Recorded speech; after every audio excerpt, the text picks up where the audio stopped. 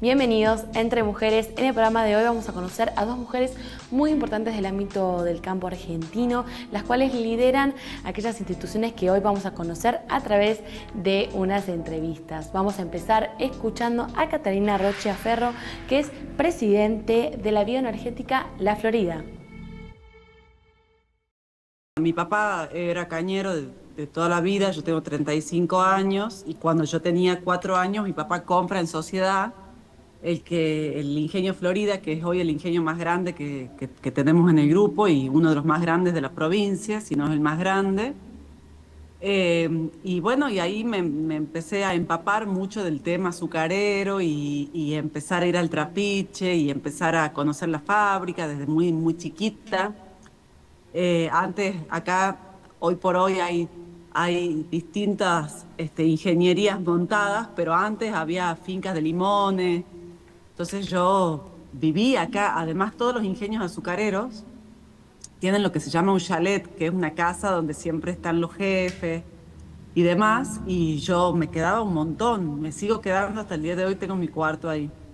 Así que para mí es una relación muy hermosa la que tengo con la actividad azucarera, en donde rescato siempre lo bueno, lo positivo y bueno, el vínculo con mi papá y mi mamá, con los dos en realidad, pues siempre ellos han trabajado muy en conjunto, ¿no?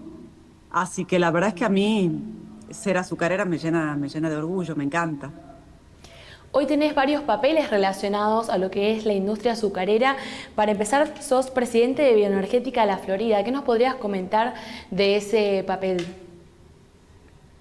Bueno, mira, en realidad Bioenergética la Florida ha sido absorbida por los Balcanes Sociedad Anónima, pero dentro de ese rol, porque en definitiva es una cuestión societaria y es medio lo mismo, dentro de ese rol, mi objetivo siempre es todos los meses hablar con las distintas petroleras, con todas las petroleras que hay, y venderles el cupo de etanol. Nosotros producimos azúcar, alcohol y energía eléctrica a partir de la caña.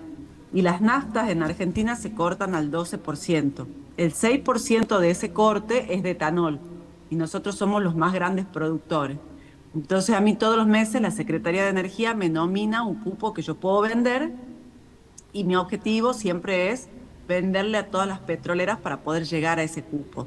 Entonces, un poco es tener este vínculo, ¿no?, con las petroleras y sobre todo con YPF, que es nuestro cliente más grande, para tratar de hacer un poco de sinergia entre las partes, ¿viste? Que es lo importante. ¿Y hoy por qué dirías que hay que apostar por el bioetanol? Por muchos motivos. Primero porque es un combustible que se renueva permanentemente, año a año, la caña. La caña es una gramínea, es un pasto en realidad, pero tiene la particularidad de plantarse una vez cada 5 o 6 años, de modo tal que podemos decir que la caña de azúcar es un bosque que se renueva año a año. Tiene un montón, pero un montón de propiedades que son fantásticas. En Brasil, imagínate, casi toda la economía de Brasil está basada en la caña de azúcar. Son los mayores productores de azúcar del mundo, tienen motores flex y demás, pero además, en cuanto al bioetanol, es un producto absolutamente renovable. Pero ¿por qué también es importante para nuestro país? En la medida que se corte con mayor cantidad de etanol las naftas, es en la medida que vamos a importar menos cantidad de combustible refinado, porque si bien nosotros tenemos petróleo, lo tenemos que mandar afuera para poder refinarlo, para poder volver a comprarlo. Entonces es una manera de no alentar a la fuga de divisas, digamos. Entonces hay otros motivos también, te dije dos, pero probablemente el tercero y más importante es porque emplea a más de 50.000 personas de forma directa y de forma indirecta en todo el norte argentino, porque además tiene que ver mucho con el arraigo y con la identidad del norte. Siempre se dice que alrededor de un ingenio nace un pueblo y si vos te podés ver los anales de la historia, eso es bastante correcto. ¿Y hoy cómo ves la situación actual de todo lo que es el sector, teniendo en cuenta que los Balcanes es el grupo que más caña produce durante el año en la Argentina? Sí, sí, yo veo que no existe una economía planificada perfecta y no existe una economía de libre mercado perfecta. En realidad, entre esos dos polos opuestos tiene que haber una cuestión pendular que ayude a las industrias a salir adelante, a generar fuentes de trabajo, eh, bueno, nada, y demás cuestiones, ¿verdad? Entonces, yo creo que el gobierno nacional él debería contemplar un poco más las economías regionales de la Argentina profunda y entender que si bien el azúcar nunca ha sido un producto protegido como quieren intentar siempre hacernos creer, necesita de ciertos marcos regulatorios. Nosotros tenemos una ley que nos rige hasta el año 2030. Bueno, ahora lo que quieren es hacer a un lado esa ley para ir a una ley mucho más libre, digamos, ¿verdad? Pero vos imaginate que lo que dice el MANCHIU, capítulo 1 de Mercado de Competencia Perfecta, es básicamente que la competencia es perfecta cuando todos los actores tienen las mismas capacidades. Yo no puedo competir con Brasil si quieren importar etanol y no puedo competir con las petroleras si ellas quieren comprar una planta de etanol, por ejemplo. Entonces, en definitiva, no se cumplen los mandatos de libre mercado y de competencia perfecta. De modo tal que nosotros en este momento estamos un poco preocupados por la coyuntura actual eh, que tenemos, ¿verdad? Total, y teniendo en cuenta todo lo que es esa coyuntura actual y todo lo que es el país, quería centrarme un poquito en una actividad que estuviste participando hace poco en Casa de Tucumán, que estuviste presente para disertar en lo que era industria azucarera, orgullo e identidad tucumana. ¿Cómo representarías Sí. todo lo que es ese tipo de industria en el norte del país? Bueno, mira, la actividad azucarera fue la primera actividad pesada, industria pesada que tuvo la Argentina. Fue pionera por un montón de cosas, porque además ayudó al desarrollo del ferrocarril en toda la Argentina, porque le generó dividendos muy, muy importantes a finales del siglo XIX a la Argentina y al comienzo del siglo XX, le sigue generando, pero digamos, en ese momento ha sido clave de bóveda para poder constituir el Estado-Nación. La actividad azucarera, además, como te digo, con la cantidad de empleados, y no tan solo los 50.000 empleados, ¿no? También tiene que ver la metalúrgica, los proveedores, todo lo que mueve la industria azucarera siempre genera riqueza. O sea, el verdadero efecto derrame que tiene la actividad azucarera es súper importante para la región y es uno de los primeros aportantes del PBI regional. Es por eso que hay que protegerla, pero también es cierto que genera una cierta clave identitaria en los tucumanos, que es muy importante, porque todos los tucumanos en algún punto estamos vinculados con la actividad azucarera. Y lo importante de hoy, lo importante de la actualidad, es que si bien la industria azucarera no está financiada por bancos, ni por entidades, ni nada por el estilo, porque dicen que nadie financia sueños, bueno, algo de cierto hay. La actividad azucarera invierte y entierra su capital de trabajo siempre en los ingenios azucareros. O sea, es muy importante tener en cuenta eso para que se entienda cómo, como tucumanos, nosotros protegemos a la actividad. Y dentro de aquellos que trabajan dentro de esta industria, quería preguntarte las edades, ya que vos venís de una familia que obviamente siempre estuvo en esta parte del sector y en esta actividad, pero también formás parte de lo que es la Unión Industrial Argentina de Jóvenes de Tucumán. Entonces, quería saber un poco cómo están presentes hoy los jóvenes en este sector industrial de la Argentina, especialmente en Tucumán. Mira, a mí me parece que los jóvenes tenemos un problema, bueno, sí, qué sé yo, me considero joven, ¿verdad? Sí, totalmente, totalmente. Pero Apoyo. los jóvenes estamos como muy vinculados en internet y en las redes y poco vinculados en lo personal. Yo veo en la generación de mis padres que se conocen mucho más entre ellos y hay una cierta cantidad de vínculos que los jóvenes todavía no estamos pudiendo adquirir. Desde esa perspectiva me parece que hay mucho por crecer todavía de la Unión Industrial Joven, en la UIA, digamos. Me parece también que hay que darle importancia a los jóvenes, ¿no? Porque si de repente nos hacen laburar pero no nos escuchan, es como que no tiene mucho sentido. Con lo cual hay un ida y vuelta ahí que me parece que hay que darle una vuelta de tuerca un poquitito mayor, ¿no? sin que los jóvenes nos vayamos de mambo y sin que nos estén poniendo palos en la rueda todo el tiempo, pero me parece fundamental que los jóvenes creemos vínculos entre nosotros que nuestros padres sí tienen y nosotros no los tenemos tanto. Totalmente, yo veo en vos y se puede ver buscando un poco tu historia, que aprendiste muchísimo de todo lo que es tu familia dentro de este tipo de empresas y dentro de todo lo que es los Balcanes, que está dividido en lo que son tres partes, ¿no? ¿Qué nos podrías comentar sobre esa parte de la empresa? Bueno, mira, yo lo poco que sé, yo soy politóloga de grado, me encanta la ciencia política, la filosofía, la historia, me encanta, eso me ha servido mucho a mí para la vida y para nutrirme a mí misma, porque en definitiva hay que hacer cosas que a uno le generen también felicidad y bienestar. Después hice un máster en la Universidad del SEMA, pero el máster de la vida me la dieron mis padres, digamos. O sea, yo aprendí todo lo que sé, por eso lo poco que sé y lo mucho que me falta por aprender es una barbaridad. Pero todo lo he aprendido de ellos y estoy súper contenta. Seguimos trabajando los tres juntos. Yo soy la más chica de 5 hermanos. Tenemos gente espectacular trabajando con nosotros. Tenemos una universidad que se llama Universidad de San Pablo, Tucumán, que paradójicamente está emplazada en un ex ingenio azucarero. Entonces es una industria, pero sin chimeneas, es una industria del conocimiento, ¿no? O sea, como Silicon Valley, estamos tratando de hacer distintos proyectos bastante copados ahí, tenemos muchas startups dentro de lo que es el predio de la universidad, la verdad que es muy copado el proyecto, tenemos más de 10.000 alumnos egresados y más de 2.500 estudiantes, tenemos carreras súper innovadoras, entonces la universidad realmente es como una joya para nosotros, la cuidamos un montón. La verdad es que hay carreras como medicina que son una locura, espectaculares. Tenemos médicos ya en todo el mundo y eso a nosotros nos llena de orgullo, imagínate.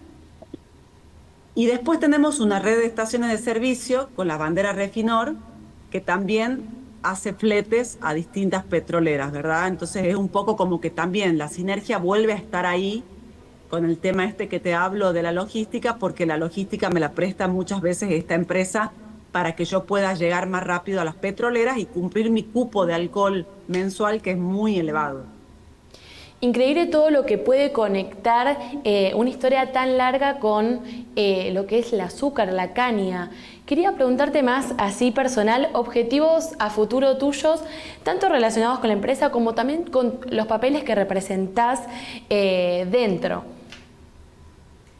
Bueno, mira, a título personal, yo estoy casada, mi marido trabaja conmigo, así que espectacular, nos llevamos bárbaro.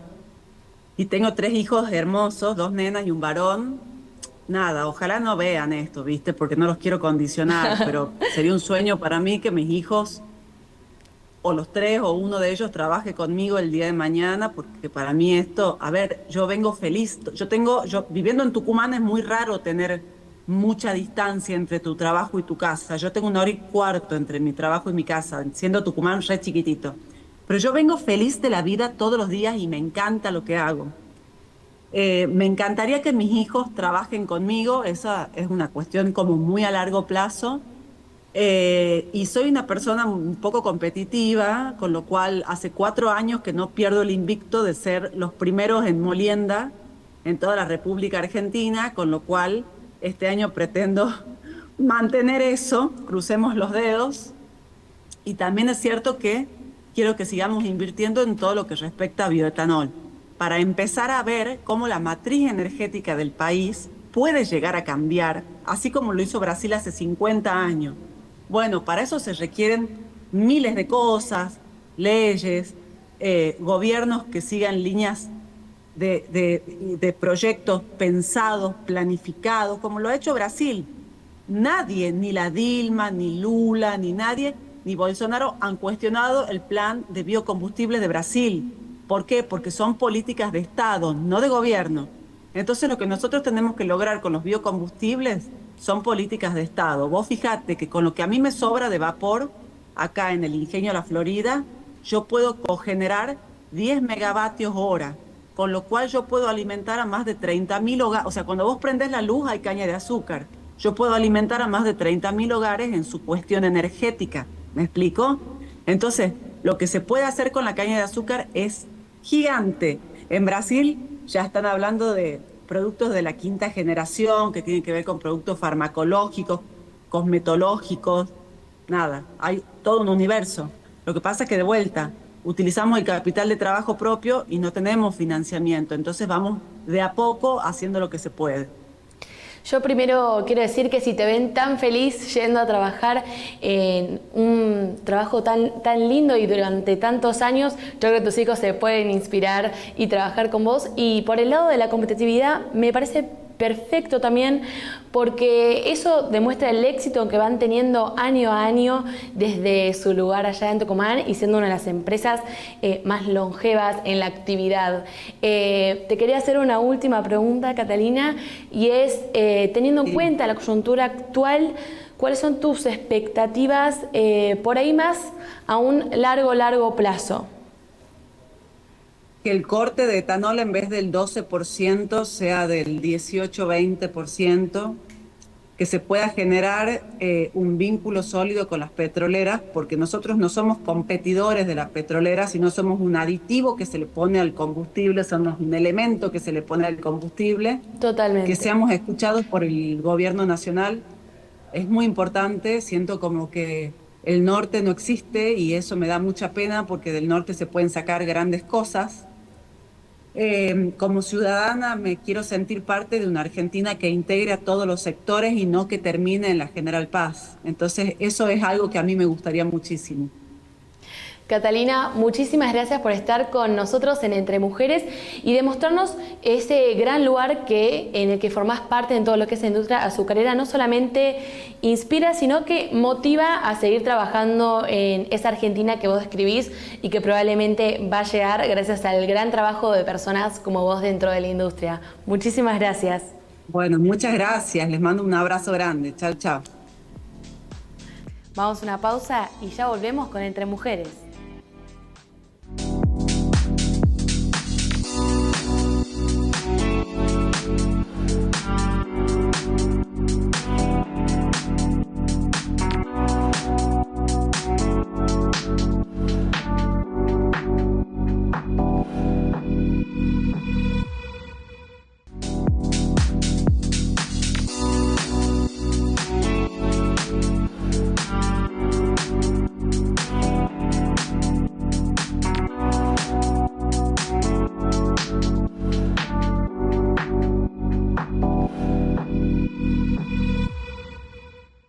En esta parte de Entre Mujeres vamos a escuchar a Ángeles Naveira, que es presidente de Fundación Barbechando, que nos va a comentar un poquito por qué la Argentina necesita un frente parlamentario que esté de acuerdo con toda la parte agropecuaria. Vamos a escucharla.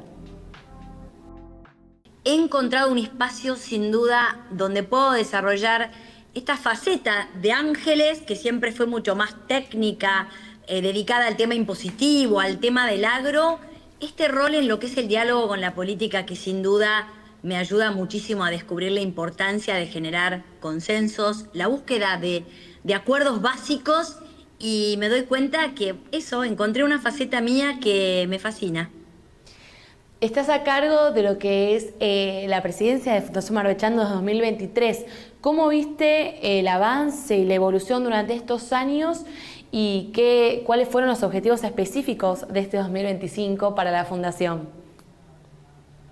Yo me sumé como parte del Consejo de Administración de Barbechando en el año 2020, plena pandemia, momento difícil si lo hubo, donde todos tuvimos que aprender a reinventarnos de alguna manera, y ahí en octubre asumí como secretaria. Ya desde ese lugar empezamos a trabajar la importancia de generar acuerdos básicos entre las propias instituciones del agro, dejar de lado los individualismos de tal institución hace tal cosa y tal otra es más técnica y tal otra habla con la política, y nuestra propuesta, mientras yo era secretaria, fue el armado de este espacio denominado Comité Agroindustrial. Con lo cual ya en octubre del 23, cuando me toca asumir como presidente, ese camino por los siguientes 3 años lo teníamos marcado, muy definido y totalmente incorporado en el ADN de la Fundación Barbechando. Por lo que de alguna manera no quito mérito al trabajo que he hecho, ya ahora he cumplido 2 años de presidente, pero sí digo que cuando está tomada la decisión y todas las personas y las instituciones se alinean atrás de esa decisión, es más fácil conducirlo. En este año 25, el desafío más grande que me tocó enfrentar fue el fortalecimiento del espacio legislativo interpartidario del agro. Más de 60 diputados y senadores nacionales que de todos los partidos políticos aceptaron nuestra invitación a trabajar la agenda del agro. Una agenda que sin duda ha estado olvidada en los últimos años de la política. Una agenda que todos de la boca para afuera los políticos decían la importancia del agro y del campo. Pero cuando íbamos a mirar la agenda, íbamos a mirar las comisiones y íbamos a mirar los temas que se trataban en el Congreso, no encontrábamos los temas del agro.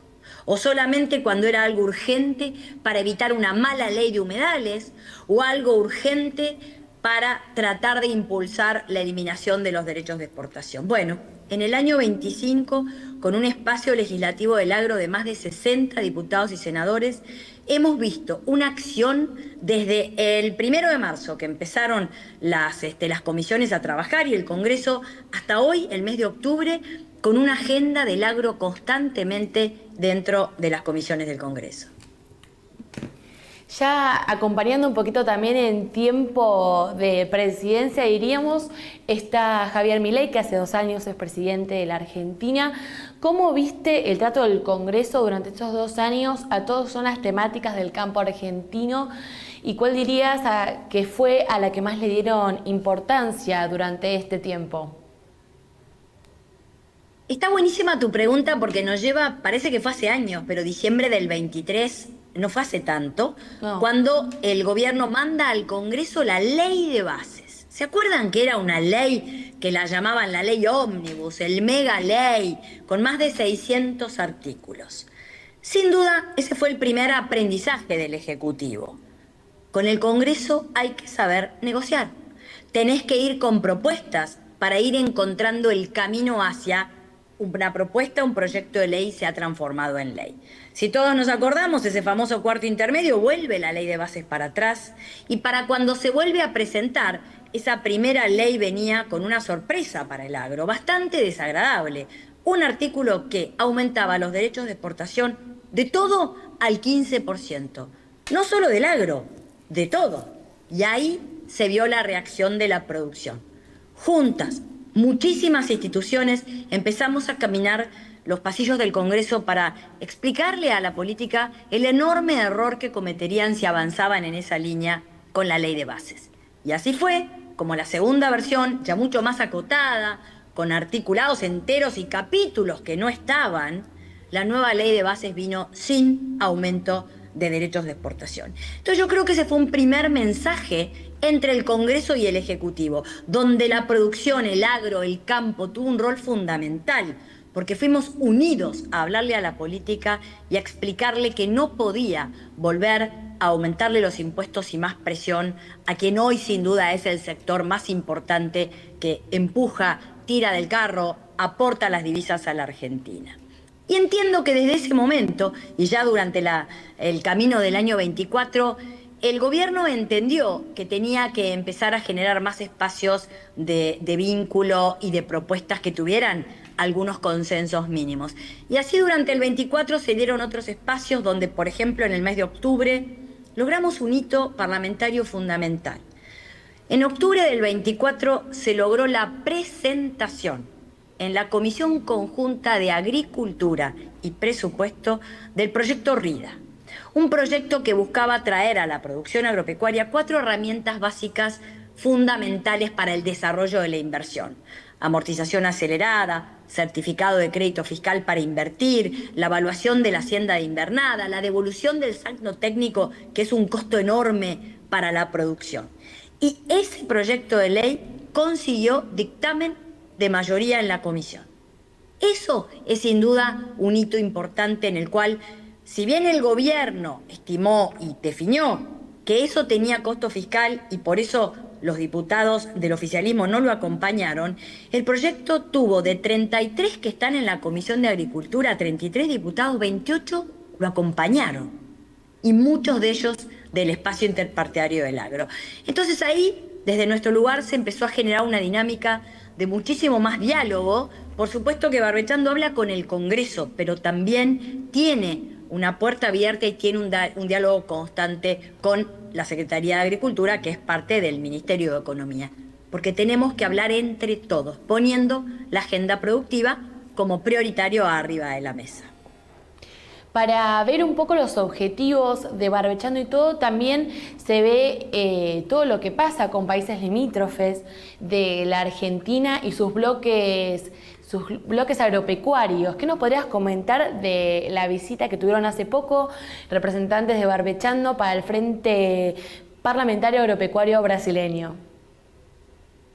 Este hecho que ocurrió ahora en el mes de octubre, el 4, 5, 6 y 7 de octubre, tuvo un primer antecedente el año pasado, en octubre del año 2024, cuando viajamos junto a una comitiva de 27 legisladores nacionales de todos los partidos políticos, más representantes de todas las instituciones que hoy conformamos este Comité Agroindustrial, presidente de CREA, representante de Coninagro en ese momento, presidente, y así, no quiero entrar en tanto detalle, pero en total nuestra comitiva fueron 50 personas, legisladores e instituciones del agro, que viajamos a Brasilia el año pasado para trabajar de primera mano con el Frente Parlamentario Agropecuario. Y eso lo hicimos porque es importante que entendamos que los diálogos se tienen que dar entre parlamentos. Si uno mira la historia de Brasil, Brasil hace 30 años era importador de alimentos.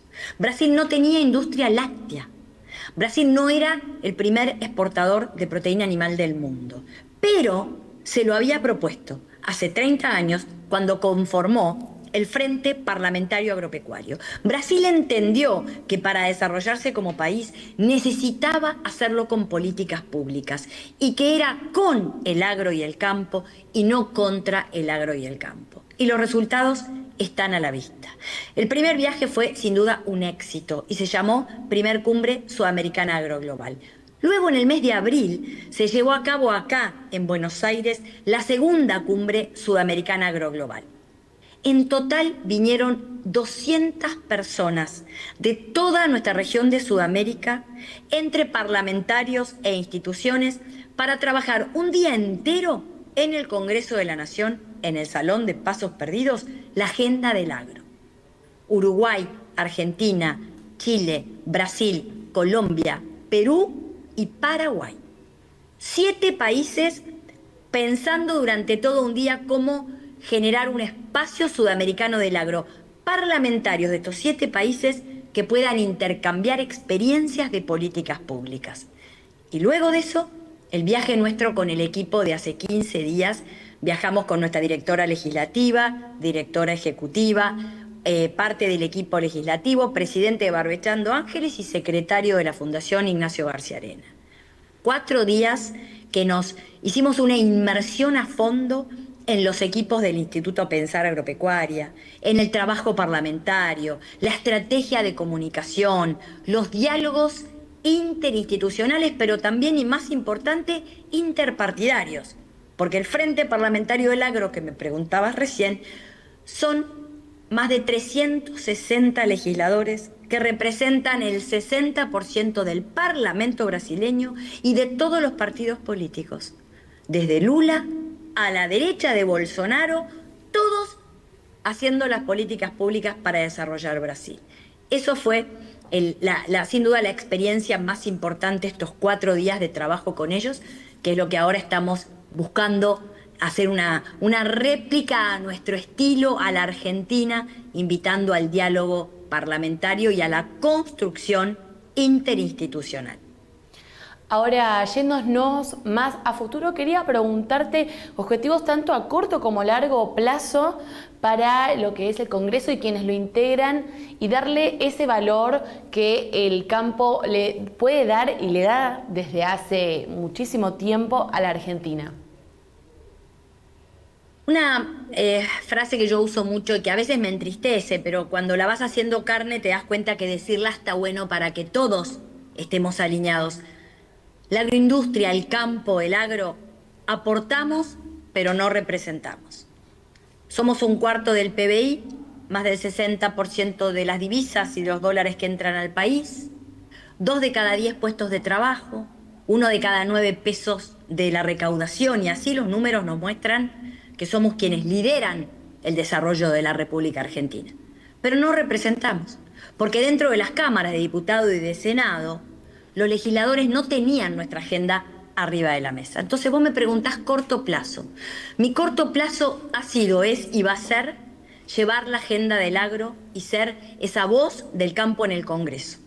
Contarle a los legisladores de primera mano, con palabras fáciles pero con retaguardia técnica, por qué tenemos que acompañar las leyes para desarrollar la Argentina de la mano del agro. Barbechando está proponiendo una ley para eliminar los derechos de exportación. Por ley. No podemos trabajar por decretos. Tenemos que darle al agro la previsibilidad y las reglas claras para poder invertir y saber si yo voy a sembrar con un derecho de exportación, ¿cómo voy a cosechar? Si yo voy a hacer una invernada con un ternero que compré para poder darle kilos y venderlo de 300, 380, un novillo de exportación, lo que sea, tengo que saber las reglas con las que empiezo y las reglas con las que voy a terminar de producir. Por eso, en el corto plazo, es seguir llevando la agenda a los legisladores para que entiendan con datos que tenemos que trabajar, por ejemplo, en eliminar los derechos de exportación, porque la Argentina se tiene que desarrollar y para eso necesitamos darle rentabilidad al productor para desarrollar el interior. Pero ya si vamos a un mediano plazo, lo que tenemos que trabajar es en proyectos para que no se permita la intervención de los mercados, que no pueda una secretaría de un gobierno que no esté tan afín con el sector agropecuario como hoy tenemos un presidente que lo ratifica en cada lugar a donde va, que voy a eliminar los derechos de exportación, que yo no intervengo en los mercados y de verdad, si miramos estos 2 años, los mensajes hacia el sector agropecuario han sido muchos y todos muy necesarios. Pero esto no nos alcanza, porque solamente quitar burocracia no nos da previsibilidad. No intervención de mercados, eliminación de derechos de exportación por ley, buenas prácticas agropecuarias, aplicación de fitosanitarios, un proyecto que se presentó la semana pasada, contarle a la sociedad que somos los primeros que queremos y necesitamos que la Argentina tenga una ley de aplicación de fitosanitarios que dé tranquilidad a la sociedad. Esos son los 3 proyectos más importantes que tiene hoy la Fundación Barbechando. Junto con eso, propiedad intelectual.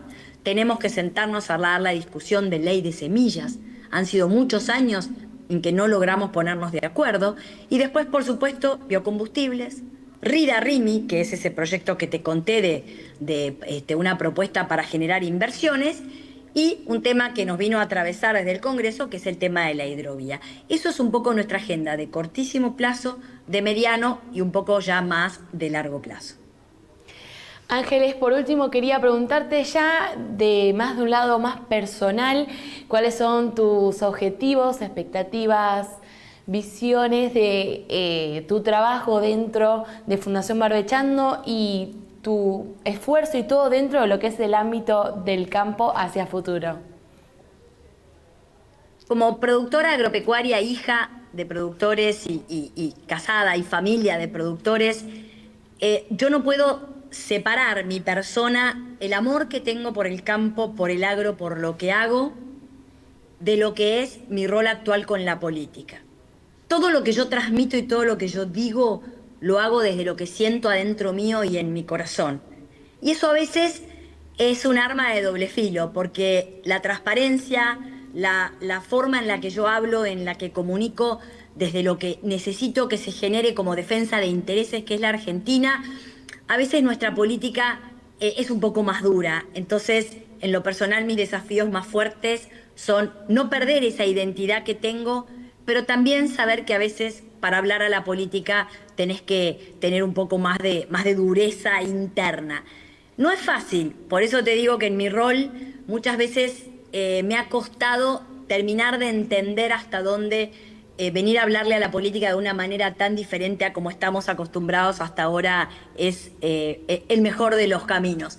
Pero yo lo digo así de corazón y con la confianza que tengo con el equipo de Chacra, yo no conozco otra manera de trabajar, no conozco otra manera de hablar. Entonces mi objetivo principal es seguir humanizando a la política y generando este vínculo entre el campo, el agro y la política. No podemos vivir el uno sin el otro. La Argentina no se puede desarrollar si no es de la mano del agro, y la política es quien necesitamos para definir las leyes y las políticas públicas.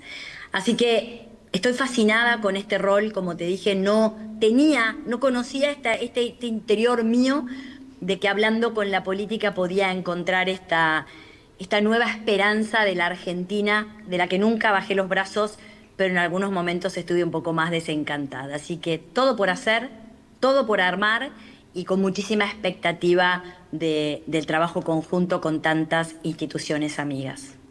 Se nota totalmente tu papel, tu esfuerzo dentro de lo que es Fundación Barbechando y tu esfuerzo también por mostrar al campo como representante de la Argentina, como nos comentaste. Ángeles Naveira, muchísimas gracias por estar con nosotros en este programa de Entre Mujeres. Muchísimas gracias a ustedes porque siempre nos dan espacios y nos permiten hablar así, a corazón abierto. Y eso somos pocos los que entendemos lo lindo que son estos espacios. Muchísimas gracias. Gracias por acompañarnos en otro programa de Entre Mujeres. Nos vemos en una próxima edición.